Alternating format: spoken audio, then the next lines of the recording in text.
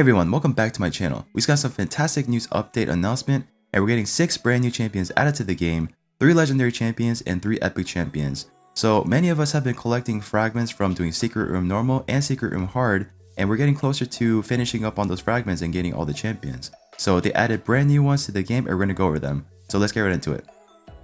Alright, I have all the champions pulled up here. I did not look at their kits or the designs just yet. I do want to go over it with you guys and give you my first time reaction to it. So starting with the first 3 epic champions, and then we'll go over to the next 3 legendary champions. So first we have here is Z is she, and it looks like she is going to be part of the Lizardman faction based off of the face and the mouth structure. Yeah, it looks like a reptile looking face. She does look like she has kind of bat ears, but yeah, most likely Lizardman, right? Okay, it looks pretty interesting. So starting with the skills, we have A1 attacks one enemy, has a 15% chance of placing an extra hit. Okay. Crown Breaker attacks one enemy, will ignore shield and block damage buffs. Places a block damage buff on this champion for 1 turn if this attack kills an enemy. So she ignores. I'm assuming this hits pretty hard, yeah? So for the A3, places a 30% increased crit damage buff and a 50% increased attack buff on this champion for 3 turns, then grants an extra turn. So you can play, okay, so it's like a buff and then you go again and then you hit with this. Got it. So for the A4, whenever this champion kills an enemy, decreases the cooldown of Crown Breaker skill by 1 turn, which is this. And looks like it'll book down to, okay. Okay, so nothing really jumps out to me about this champion. She doesn't have any multi-hitters either, or even AoE abilities, but it does look like this ability will hit pretty hard. So on to the next champion. We have here is Liberga. Okay, so this is definitely an orc. Oh no, it has to be undead, right? Yeah, undead. So she's got kind of like a... First reaction I got was like a warlord plus a battle Khazar kind of vibe, right? That's kind of what it looked like to me. Interesting looking. Okay, onto the kit. Dripping Doom. A1 attacks one enemy, has a 50% chance of placing a 5% poison debuff for 2 turns. Okay.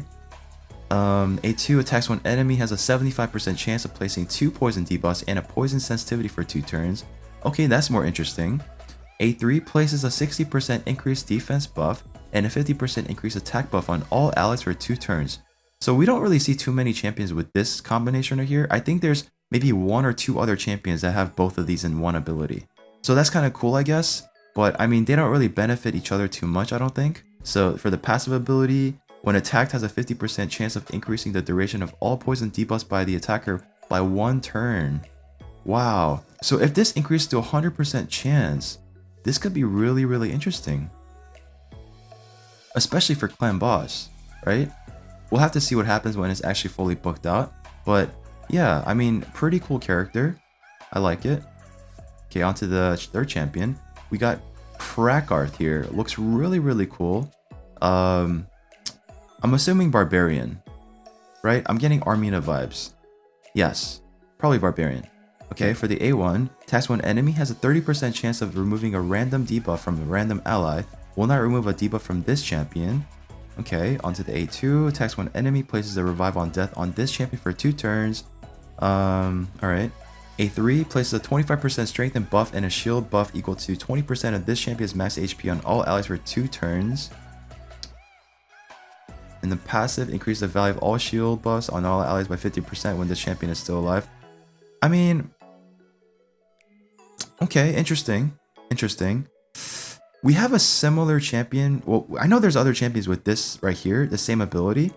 But she does give a little bit of more shield on everybody, which is kind of cool. Yeah, I don't really see too much interesting things about this champion. I don't know. Maybe you guys see something that I don't. Let me know in the comment section down below. I have no idea. Yeah, I don't know about this one. It's kind of like, okay, whatever. We've seen it before kind of thing.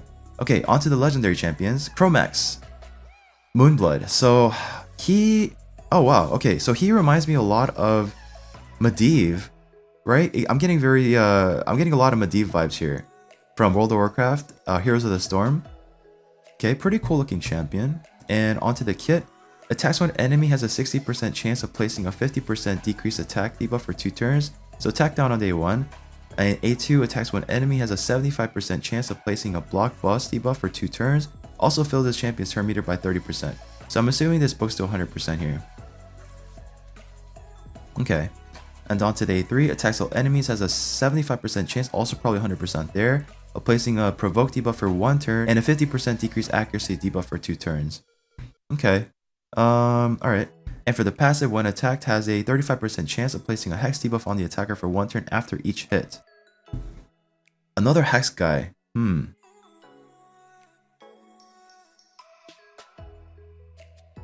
Interesting. Honestly, I'm not too sure how the hex will come into play as far as interacting with all the other champions that have hex, or even for himself. Obviously, the A1 is decent for clan boss, the attack down, that's always good there.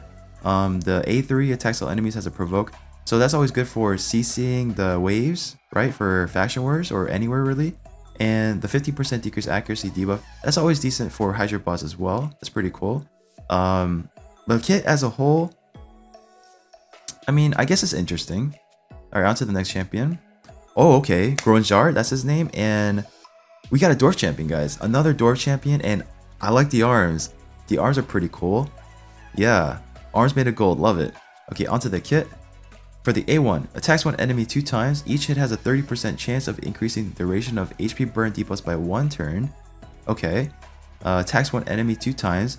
The first hit has a 75% chance of removing any block debuff buffs. The second hit has a 75% chance of removing any 1 random buff except block debuff buff.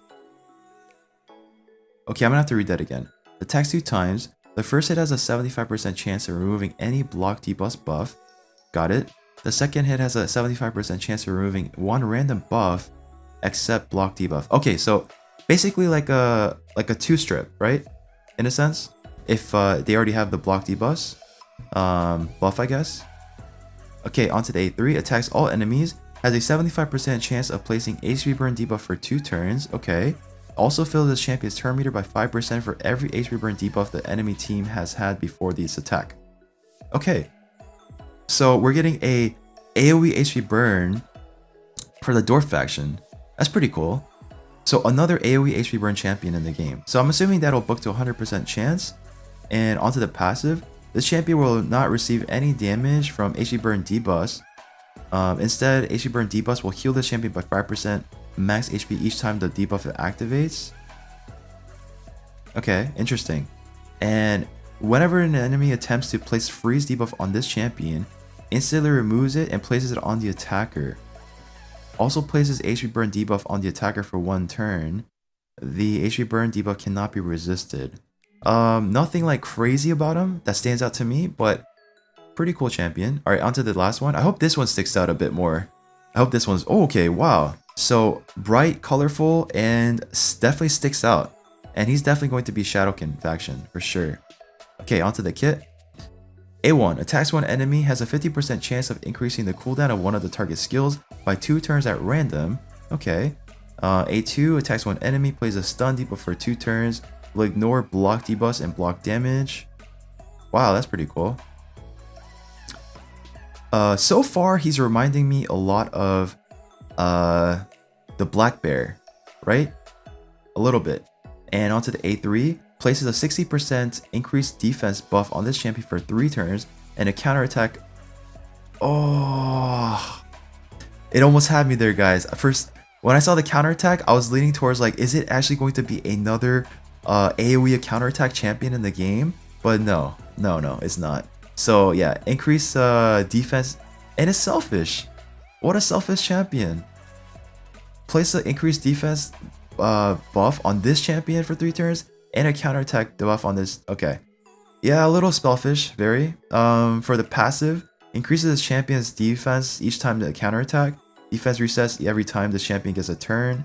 When attacking, converts this champion's resistance into accuracy. I'm trying to think of Plat Arena.